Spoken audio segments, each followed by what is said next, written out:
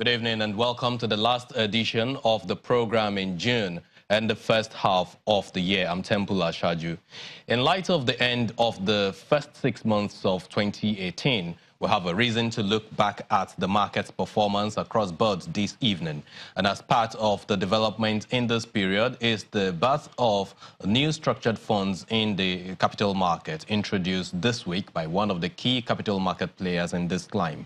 We'll find out how this fund works, who does it target, and what sort of regulation guides such investment scheme in Nigeria specifically. Our guest is the head of investment at Codros Capital, Mr. Bolahon, I know. Welcome to Capital Market this evening. Thank you, Temple. So we should be talking much more about all of these later on the program. First, let's look at some of the news we have before us. And the Nigerian Stock Exchange has concluded the media review of its market indices with the announcement of new entrants and outgoing securities. In the NSE 30 index, Better Glass and O&O are the ones to replace Diamond Bank and Julius Berger. The insurance sector also receives consolidated Hallmark, Sovereign Trust Insurance and Veritas Capital, displacing Cornerstone, Starco Insurance, as well as Standard Alliance. In the oil and gas sector, O&O is the only security to replace MRS Oil. The pension indices has Africa Prudential and Continental Reinsurance versus Julius Berger and Better Glass again, while Lotus Islamic Index takes in NACO Avians in place of Lafarge Africa.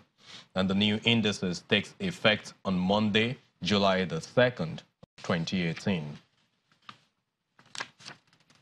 Now, the Lord Mayor of London, Charles Bowman, has described the partnership between the Nigerian Stock Exchange and the London stock market as unique for the bilateral relations between the United Kingdom and Nigeria. In anticipation of a Naira bond planned for listing on the London Stock Exchange, the Lord Mayor Bowman, who closed stock trading on Thursday, confirms that the markets are central to the advancement of trade values between both nations to the tune of £7 billion.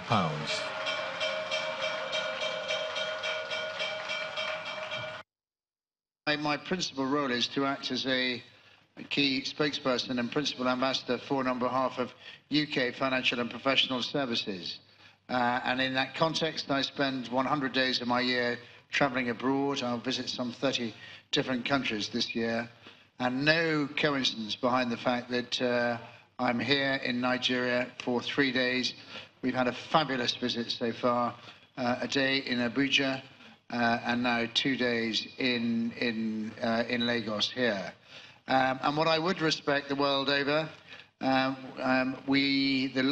sort of represent to support our own London Stock Exchange and the nature of the relationship that we have that exists between this wonderful institution here, the Nigerian Stock Exchange, and our own London Stock Exchange is unique and very special.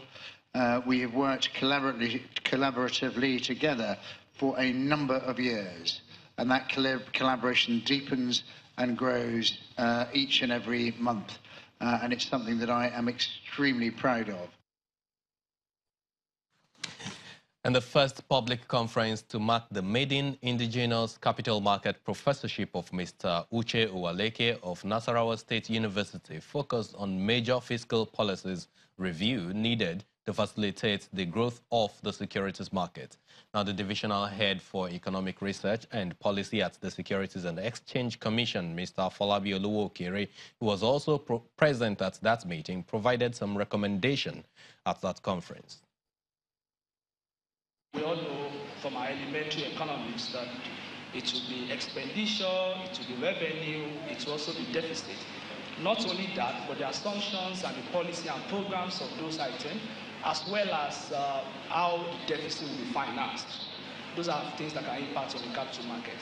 And most times, this impact can be directly on the capital market. For instance, if government buys directly from companies that are listed on the stock exchange, of course, you expect their profitability to increase, then you expect their share price to perform better to the extent that fundamentals determine the stock performance of those companies, as Professor understands very well.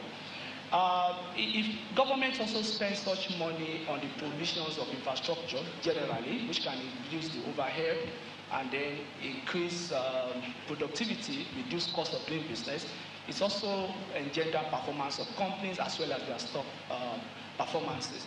Another aspect that fiscal policy can affect the market is in terms of the macroeconomy.